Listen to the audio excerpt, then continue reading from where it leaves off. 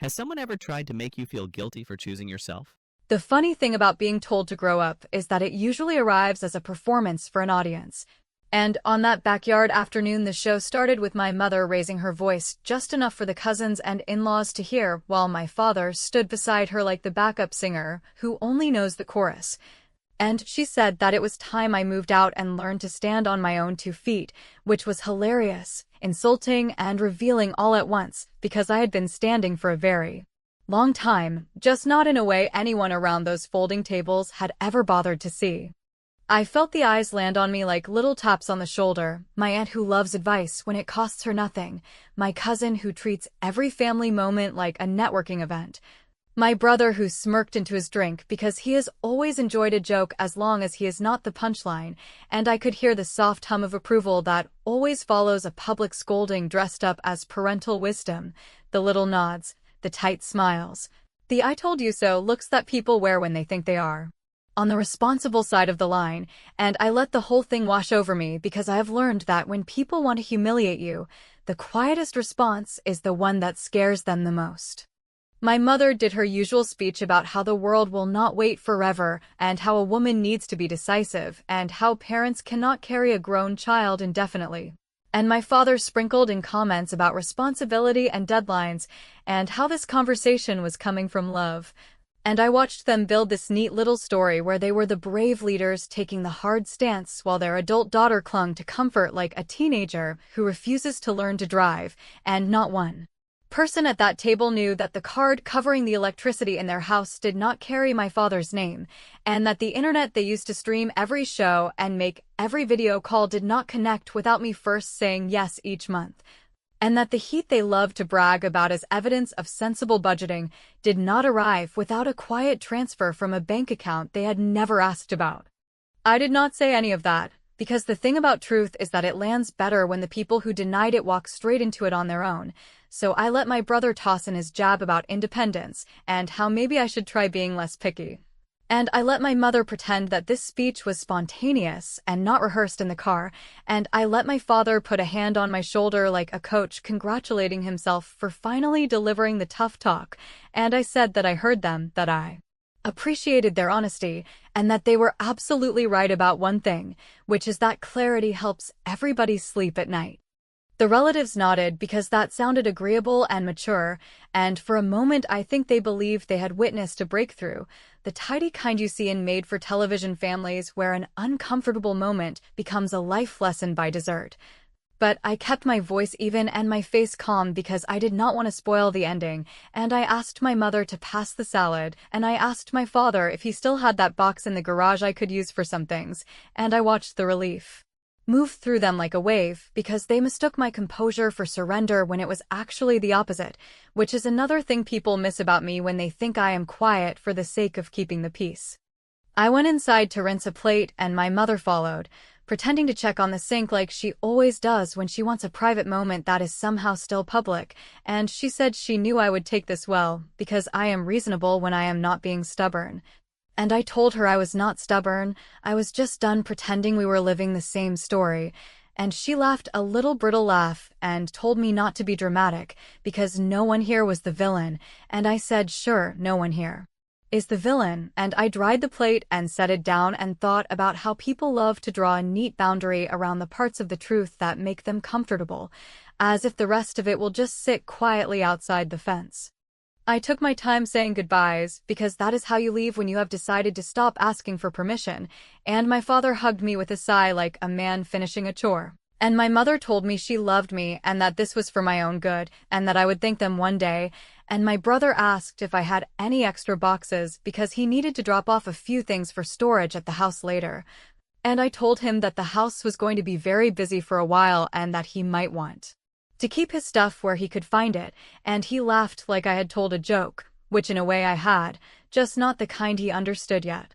When I got home, I opened my laptop and pulled up a list that I had been keeping in a notes app for far too long, line items that looked boring if you did not know what you were looking at, a string of accounts and confirmation emails and due dates that had become a second calendar for me, and I read through each one slowly while the sound of that backyard voice faded into the kind of quiet you only hear when you are finally done being talked over. and I breathed the kind of breath that tastes like a new decision, and I started making changes that did not require anyone's approval, because independence is not a speech. Independence is a series of clicks and confirmations that rewrite who owes what to whom. I updated contact information so that statements would stop arriving at my address and start arriving where they always should have, and I removed a card here and a card there, and I closed one loop and then another. And I watched the pattern of my own enabling unravel with the soft, satisfying sound of a zipper moving in the right direction for the first time in years, and I did it without anger because anger was their language, not mine, and because I wanted the silence to do the talking for me when the time came. By the time I closed the laptop, I had a box half packed, a message drafted to a landlord who had been waiting for me to say when, and a calendar reminder that would make sure no one could drag me back into the old arrangement with a late-night guilt trip. And as I lay down, I pictured the porch that had always been their stage and the driveway that had always been my exit, and I thought about how tomorrow morning I would shut the trunk and look up at the two people who thought they had finally pushed me into adulthood, and I would tell them, in one long steady breath that left no room for interruptions, that if they wanted me independent, they had just gotten their wish. Because I had moved out of their narrative and I had also moved their bills back where they belonged, and the best part would be the silence that followed when they realized the show was over and that the bill for the performance had already been paid. People like to pretend that help is a temporary bridge you step onto only when the river runs high, but in my family, the bridge quietly turned into the only road anyone wanted to use. And somewhere between the first time I covered a late fee to stop a shut-off notice from hitting the mailbox and the year when every bill had learned my email like a homing pigeon, I realized that a soft yes can calcify into a job title you never applied for if you are the kind of daughter who will not let the lights go out while other people make speeches about responsibility. I did not wake up one morning and decide that I would carry electricity and gas and water and internet and whatever bundle my brother insisted was vital for his future, even though his future seemed to thrive on comfort. Because it never begins with a policy, it begins with a small ask wrapped in affection and urgency, like, could you spot us for the electric because the paycheck posted late? And then the next month the gas spikes and my father reminds me that family takes care of family, and then the internet hiccups because somebody upgraded a package and nobody read the terms, and without any official vote I become the person who smooths what they call rough months until rough months become the calendar. There were alarms I heard and silenced because I did not want the fight, like the day the water company charged a reconnect fee that I paid without telling anyone because I could not sit through another performance about the bank making a mistake. Or the week a storm knocked out power and my mother thanked the crew for arriving quickly as if it were kindness rather than the faster response tier I had already upgraded and funded. Or the time the plumber came for what my father called a tiny drip that turned out to be a pipe split along a seam I could not fix with patience and apologies, and when the receipt hit my inbox I told myself that next time I would draw a line even as I quietly moved the line again. You can call it enabling and you would not be wrong. I called it the price of quiet, and that price rose until it looked like a staircase made of small concessions, because once people rearrange their lives around your reliability, they treat it like furniture. Invisible until you move it, and suddenly there is a hole where a couch used to be. And even with that knowledge I kept paying, partly because I was exhausted and partly because I believed that kindness meant absorbing chaos until the chaos settled, which is funny because chaos does not settle, it feeds until someone closes the door. After the barbecue performance, when the paper plates were in the trash and the lines about independence still echoed like an automated menu that refuses to transfer you to a person, I opened my laptop and scrolled through the quiet history I had built with 100 clicks, and I let the anger rise for exactly 1 minute. Not the loud kind that breaks things, the steady kind that draws a clean line and keeps it.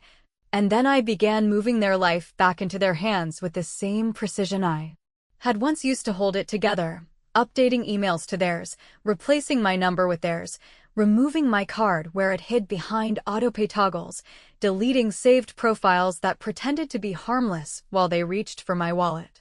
Because I am not reckless, I called each provider and repeated the same calm sentence about removing an authorized payer and ending a courtesy arrangement. And when a representative asked why I was stepping back, I said the account owner would now be the account owner again, and I let the quiet on the other end sit there because I was done explaining my family to strangers, and I was especially done explaining myself.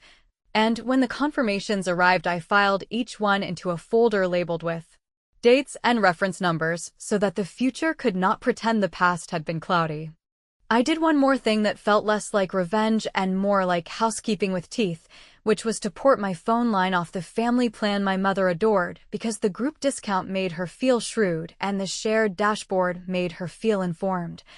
And the moment my line cleared and my screen showed my own account standing alone, I felt the clean snap of a cord that had tugged at me for years. And while it was only a bill changing hands, it also meant no one could freeze my service in a fit of control or skim my usage under the excuse of keeping us all organized. Because people like to edit history when the lights flicker, I printed a plain document listing each account, the date autopay stopped, the new contact email, and the exact sentence customer service would repeat when my mother called to argue. And I tucked the paper into a slim folder in my glove compartment, not because I planned to wave it in anyone's face, but because I wanted proof for myself that I was not being petty, I was being precise, and precision is what you hold when someone tries to turn your boundary into a misunderstanding. Before I went to bed, I scheduled a single email to both of my parents with a subject line that said independence plan you requested and a body that laid out what would stop, when it would stop, and where questions should go. And just before I hit schedule, I added one final line that felt like a small gift to my future self, which said that attempts to run charges through my removed profiles would be rejected by design and flagged for dispute.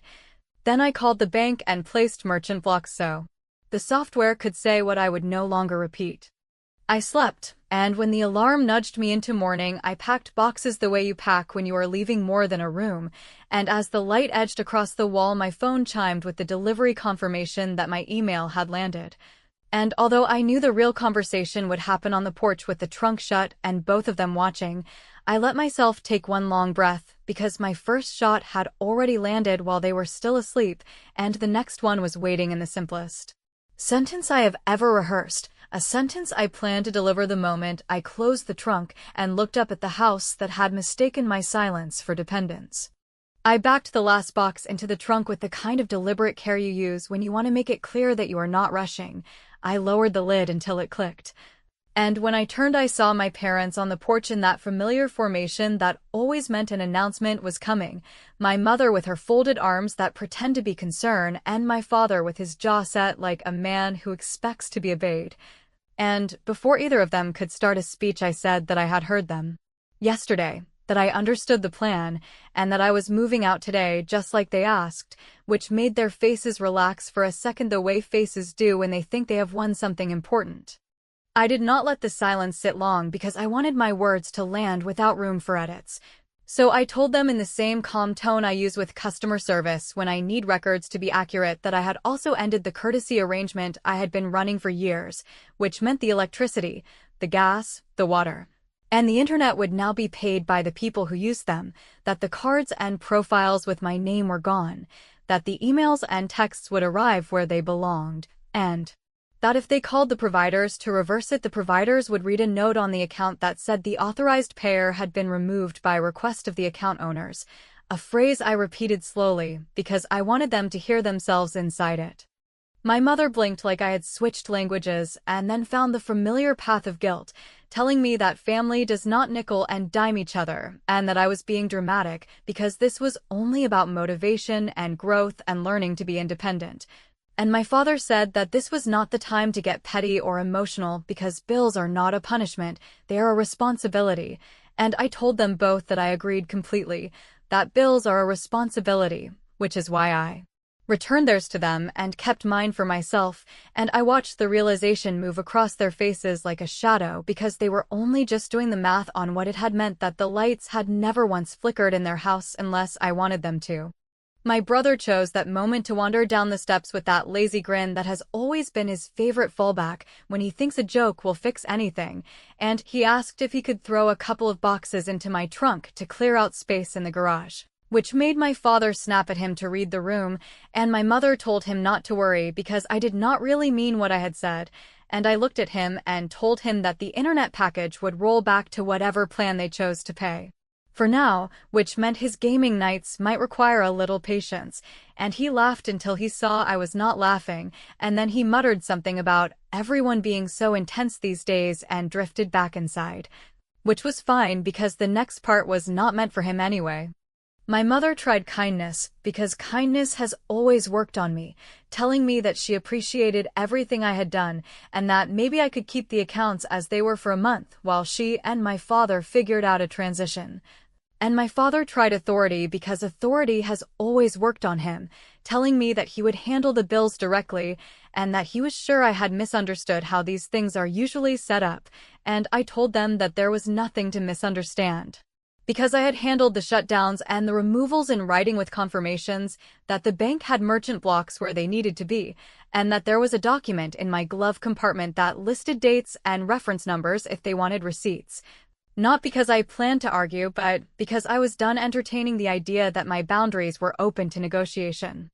My mother said that this was cruel, that I was punishing them for caring enough to push me, that I was making them look bad to the family after the barbecue, and I said that I was not punishing anyone. I was simply stopping a punishment that had been running under the table for years, because when people call dependence a problem while accepting your money quietly, what they mean is that they prefer control dressed up as advice. And my father said that I was using money to win an argument, and I told him that I had stopped using money to lose one. They asked where I was going and whether I had a plan and whether I had thought this through, and I told them that I had already signed what needed signing and that my move was not the beginning of chaos, but the end of it, and that they were welcome to call the companies, to set up autopay with their accounts, to make choices that matched their lectures, and my mother asked if I would at least leave the phone lines until they figured out a replacement because she liked the discount, and I said that my line was already mine alone and that they would be fine, because grown people who can host a backyard performance about independence can also handle a plan that does not include my card behind the curtain. There was a long moment when we looked at each other, and I could feel the old pattern tugging at my sleeve, the one where I soften and back down and offer a compromise that feels like relief until the next month. And I recognized it the way you recognize a bad habit you have finally learned to see in daylight, so I put the trunk key in my pocket. I hugged my mother, because I do not want to carry hatred no matter how much she tries to hand it to me. I shook my father's hand because he respects that gesture even when he does not respect the person making it, and I said I would send them the list one more time for their files so that when they called customer service they could sound informed. I got into the car and for one small second I almost said I was sorry to make this hard, but I swallowed it because sorry is the word that built the bridge they walked across for years. I started the engine. And before I rolled away, I told them one last thing in the same even tone I had used all morning, which was that I would not be available for urgent bill questions because I was done being the emergency exit in a house that never once admitted it was on fire.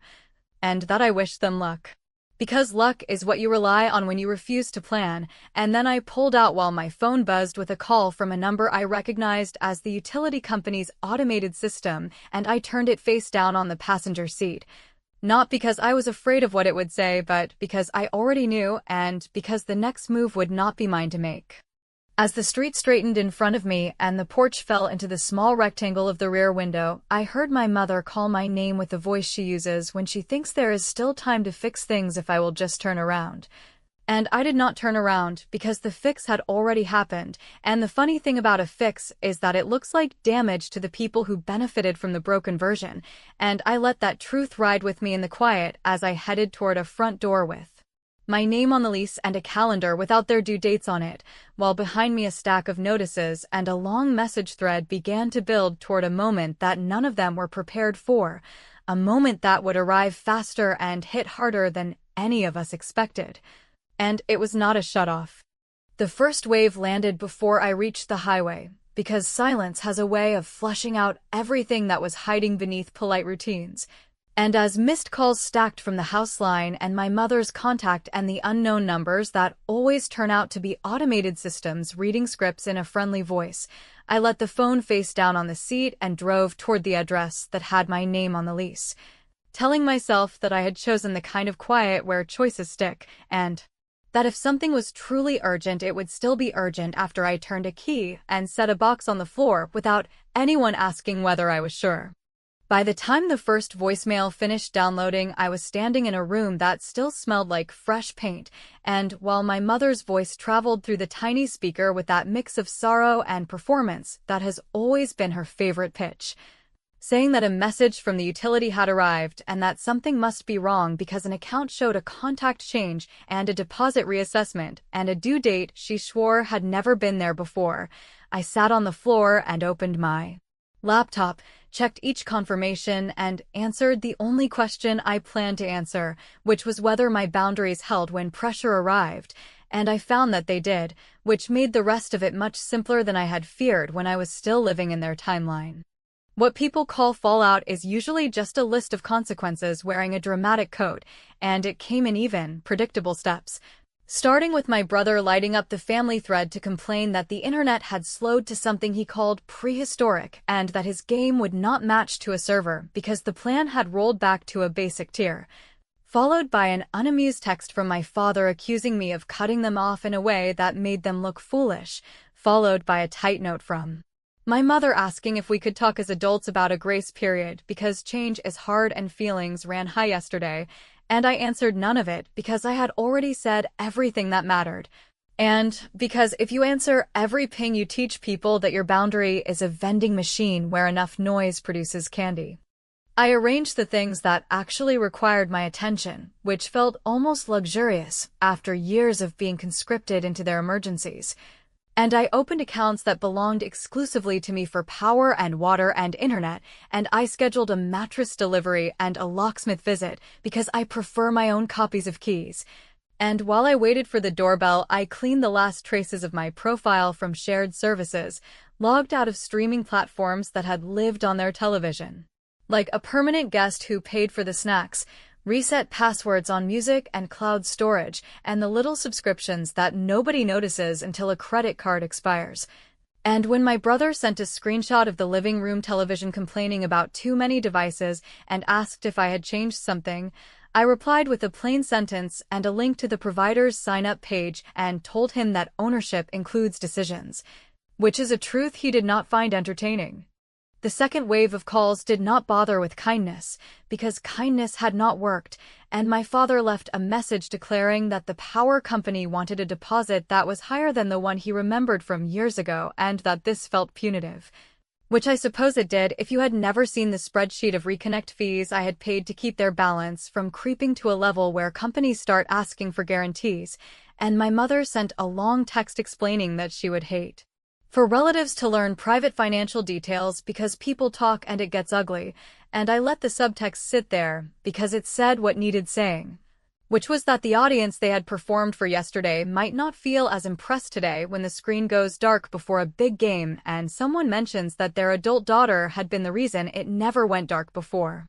I did one small thing that satisfied me more than I expected, which was to end the family phone plan for my line and to release the cloud sharing that had turned my location into household entertainment. And when the confirmation pinged and my device showed my account standing alone, it felt like a quiet switch being flipped in a room that had always kept me visible by default, and although no one would admit it, the sudden absence would sting because nothing is louder than a routine when it stops. By evening, the story had already started rewriting itself in their voices because my aunt called to say that she had heard I moved out in a rush after a temper flare. And I told her calmly that I moved out after a backyard speech about independence and that I honored the spirit of it, and she laughed, that nervous little laugh people use when they are trying to figure out whose side to choose without losing access to holiday desserts. And I wished her a good night and put the phone on Do Not Disturb and built a small stack of clean dishes in a cabinet that had never known my name, while across town a porch light clicked on and off, as if someone believed that toggling a switch would call me back like a dog. Because revenge does not always need to be fireworks to be effective, I made one last adjustment that evening, a precise stroke that would help the lesson sink without drawing blood, and I opened the streaming account settings and signed out every device, changed the password, deleted the shared profiles that had become permanent fixtures in their living room, and then I sat on the edge of my bed and looked at the ceiling while a thread of messages lit up from my brother asking what the hell was happening because the weekend lineup had vanished and my mother chimed in with a plea for me to be reasonable because the house needed background noise to feel like home, and I said that home is built with honesty, not borrowed logins. And I told them where to subscribe and what the monthly cost would be, and I left the conversation without waiting for replies, because there was a knock at my door that sounded like people who finally understood that the light in their story had never been automatic, and when I checked the peephole I saw both of my parents holding an envelope and a look I had never seen on either of them, which told me that my next move would decide whether this became an apology or a negotiation or something far more permanent. When I opened the door, I did not step back to invite them in because I had already learned that invitations are a kind of currency in my family, and I was done subsidizing every moment with my comfort. So I kept one hand on the edge of the door and watched my parents try to decide whether to start with kindness or authority, and before either of them could choose a lane, my mother lifted the envelope like a white flag and told me that inside was a small amount of cash, a token to acknowledge that they had spoken too harshly at the barbecue, and that if I could keep the utilities and the internet on just for a short while longer, they would find a way to manage. Which sounded almost reasonable if you ignored the fact that I had been managing for years while they called it support and advice and tough love. So I told her that I would not be keeping anything on and that this conversation would be short because I had a delivery coming and a locksmith scheduled, and my father shifted his weight like a man preparing for a negotiation and asked if I was really going to make the entire family look foolish over what he called a misunderstanding. Which is when I felt the steadiness settle in my chest the way a seatbelt clicks into place, and you know you will not be thrown around anymore. I said that this was not a misunderstanding because misunderstandings do not come with reference numbers and confirmation emails, which I had, and they do not come with a ledger of dates and amounts that show exactly when I kept the lights on while they were busy crafting speeches about independence, which I also had, and they do not come with merchant blocks and account removals that prevent backdoor charges, which had already been set, and I told them that I had printed a clean, polite document that listed every account, every contact, and every step they needed to bring the house fully into their control, which I would hand to them after they did one thing that would cost them nothing but pride. And my mother asked in a small voice what thing that would be because she already felt the trap, and she has always hated traps unless she is the one setting them. I reached for my phone, opened the family thread that still held last night's commentary about how independence builds character and how some people need a push, drafted a message that said we owe an apology to Emily because she has been paying the house utilities, the internet, and a list of other costs for years without recognition. We spoke to her as if she were a burden when we were the ones leaning. We are taking full responsibility from here, and we were wrong, and I handed the phone to my father and told him that if they wanted the folder and the clean handoff, they would send that message right now with both their names attached without edits. No hedging, no explanations about emotions running high, no clever phrasing that blames the bank or the weather. Just the plain truth sent to the same audience that watched them make a show of me, because I was done with private reality and public fiction. My father said this felt like a punishment. My mother asked if we could at least soften the wording so that my aunt would not turn it into gossip, and I said that their concern about gossip should have preceded the performance in the backyard. And I stood there quietly because silence is pressure if you know how to use it, and after a long stretch of fidgeting, my father tapped send with a face that looked less like defeat and more like acknowledgement, while my mother watched the little delivered icon appear the way you watch a verdict arrive. And within seconds the thread started to light up with cousins and in-laws sending the kind of shocked dots and awkward hearts that pass for accountability in families that prefer casseroles to honest conversations. And I let the noise roll because the point was not humiliation. The point was correction, and correction had finally landed where it belonged.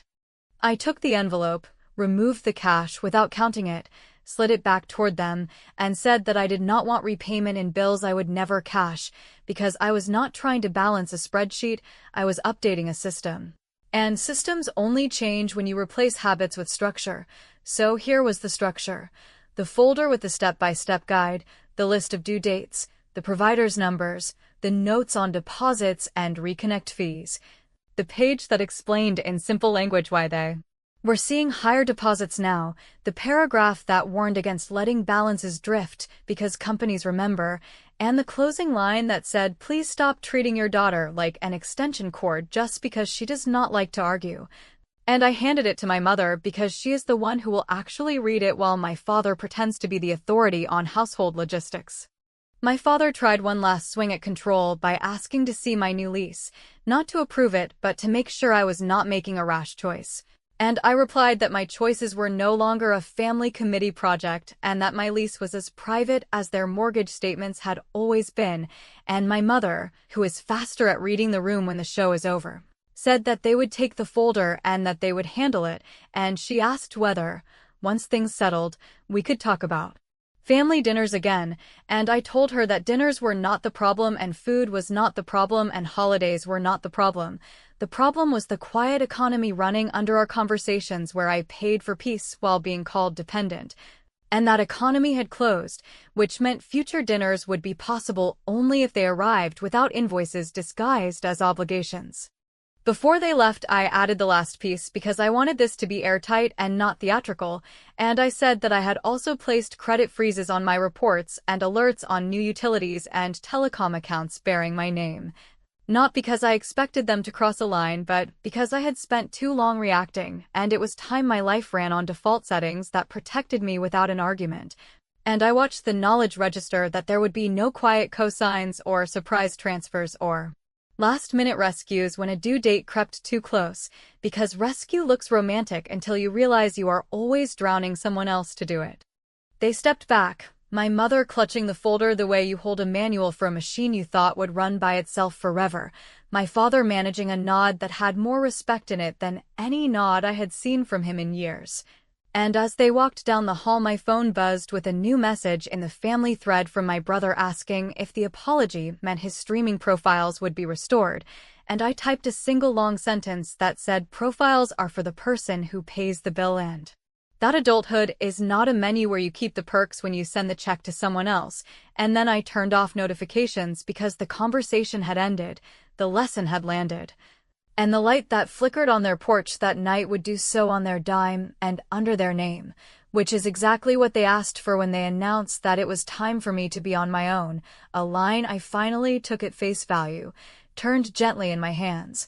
and handed back to them like the clean bill. That?